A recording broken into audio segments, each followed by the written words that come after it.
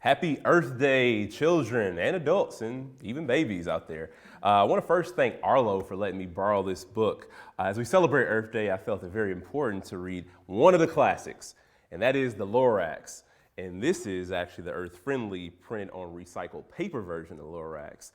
Pretty sure most of you have read the book, maybe some of you own the book, and I am sure everyone enjoys the book. I especially enjoy this message, and on Earth Day, it could not be more appropriate.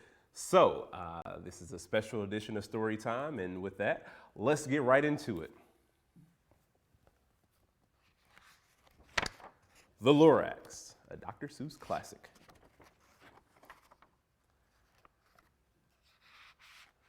We are on the street of the lifted Lorax. And deep in the grickle grass, some people say, if you look deep enough, you can still see today where the Lorax once stood just as long as it could before somebody lifted the Lorax away. What was the Lorax and why was it there? And why was it lifted and taken somewhere? From the far end of town where the grickle grass grows, the old Once-ler still lives here. Ask him, he knows. You won't see the Once-ler. Don't knock at his door. He stays in his lurkin on top of his store. He lurks in his lurkin cold under the roof, where he makes his own clothes out of myth-muffered moof. And on special dank midnights in August, he peeks out of the shutters, and sometimes he speaks and tells how the Lorax was lifted away. He'll tell you perhaps, if you're willing to pay. On the end of a rope, he lets down a tin pail, and you have to toss in 15 cents and a nail and the shell of a great-great-great-grandfather's snail. Then he pulls up the pail, makes the most careful count to see if you paid him the proper amount.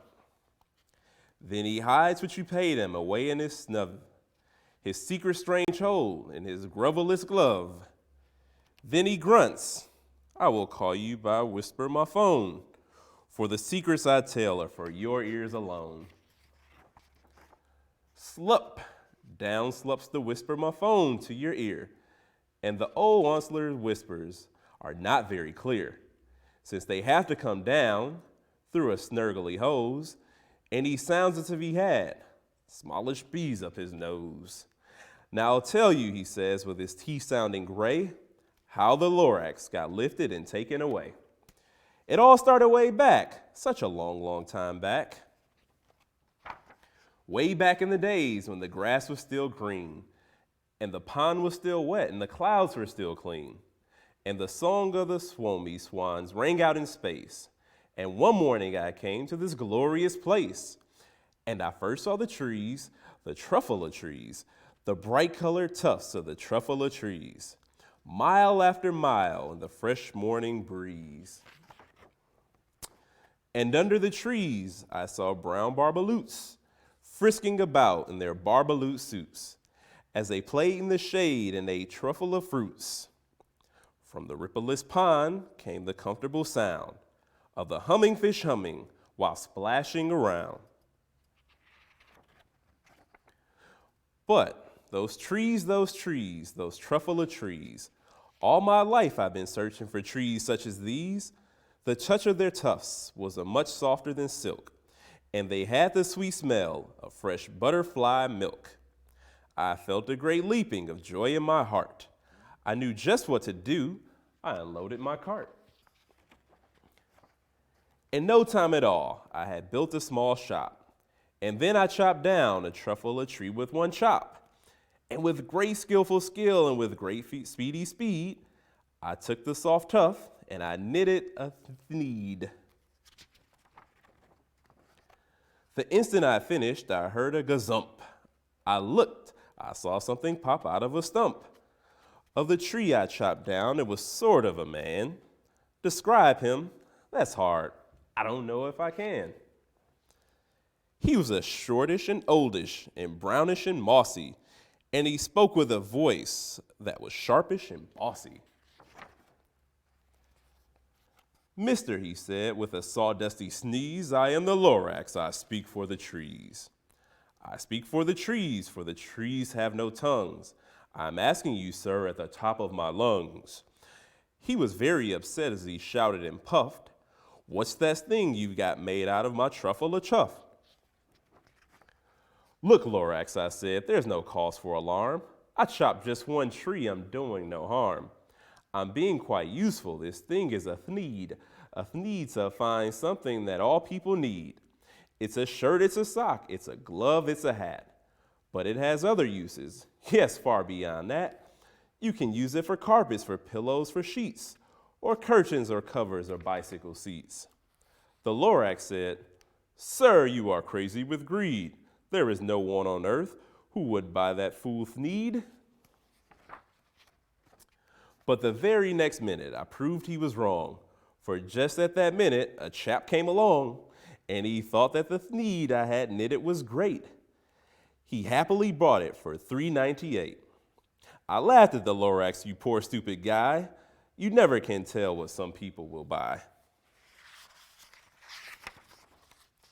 I repeat, cried the Lorax, I speak for the trees. I'm busy, I told him. Shut up, if you please.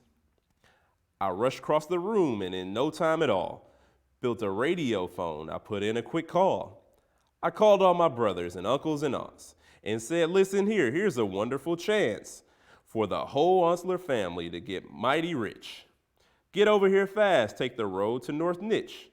Turn left at Weehawken, sharp right at South Stitch. And in no time at all, in the factory I built, the whole Once-ler family was working full tilt.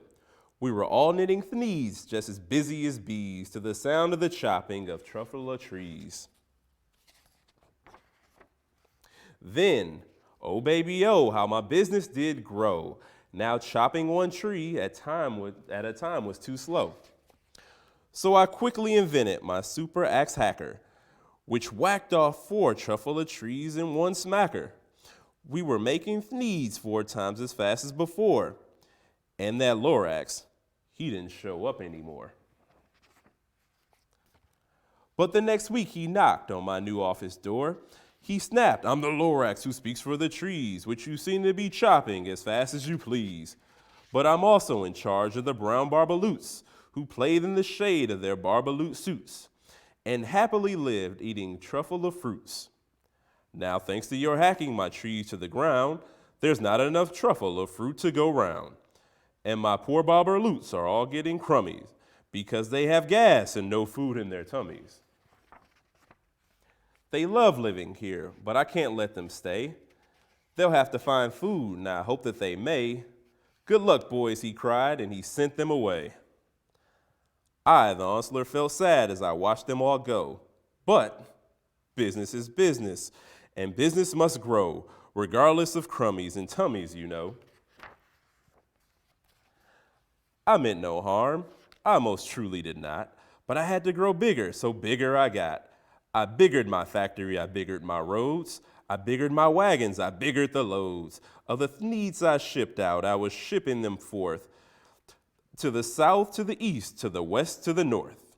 I went right on biggering, selling more thneeds, and I biggered my money, which everyone needs. Then again he came back. I was fixing some pipes when that old nuisance Lorax came back with more gripes. I am the Lorax, he coughed and he whiffed. He sneezed and he snuffled, he snargled, he sniffed. Once-ler, he cried with a cruffulous croak. Once-ler, you're making such smogulous smoke. My poor swummy swans, why they can't sing a note. No one can sing who has smog in his throat. And so, said the Lorax, please pardon my cough. They cannot live here, so I am sending them off. Where will they go? I don't hopefully know. They may have to fly for a month or a year to escape from the smog you smogged up around here. What's more, snapped the Lorax, his dander was up. Let me say a few words about the gluppity-glup. Your machinery chugs on day and night without a stop, making gluppity-glup, also sloppity-slop. And what do you do with this leftover goo? I'll show you, you dirty old Once-ler man, you. You're glumping the pond where the humming fish hummed. No more can they hum, for their gills are all gummed. So I'm sending them off, where their future is jury. They'll walk on their fins and woefully get weary in search of some water that isn't so smeary. And then I got mad. I got terribly mad. I yelled at the Lorax, now listen here, Dad. All you do is yap yap and say bad, bad, bad, bad. Well, I have my rights, sir, and I'm telling you, I intend on doing just what I do. And for your information, you Lorax, I'm figuring on biggering and biggering and biggering and biggering, turning more truffula trees into needs, which everyone needs. And at that very moment, we heard a loud whack. From outside in the fields came a sickening smack of an axe on a tree. Then we heard the tree fall, the very last truffula tree of them all. No more trees, no more needs, no more work to be done.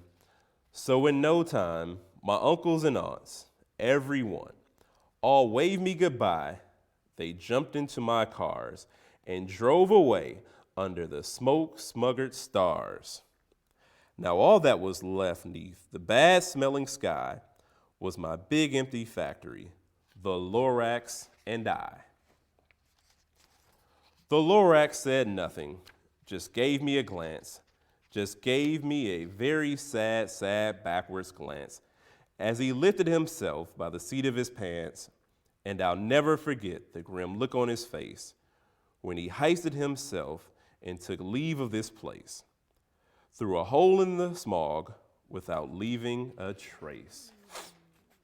And all that Lorax left here in this mess was a small pile of rocks with the one word unless. Whatever that meant, well, I just couldn't guess. That was a long, long ago. But each day since that day, I've sat here and worried away. Through the years, while my buildings have all fallen apart, I've worried about it with all of my heart. But now, says the Once-ler, now that you're here, the word of the Lorax seems perfectly clear. Unless someone like you, who cares a whole awful lot, nothing is going to get better. It's not. So, catch calls Once-ler. He let something fall. It's a truffula seed, the last one of them all. You're in charge of the last truffula seeds, and truffula trees are what everyone needs. Plant a new truffula, treat it with care, give it clean water and feed it fresh air. Grow a forest, protect it from the axes that hack. Then the Lorax and all of his friends, they may come back. So, important lesson about making sure that we are all doing what we can do to protect the environment. Who's going to be the Lorax? Will you be the one that speaks for the trees? I'm going to speak for the trees.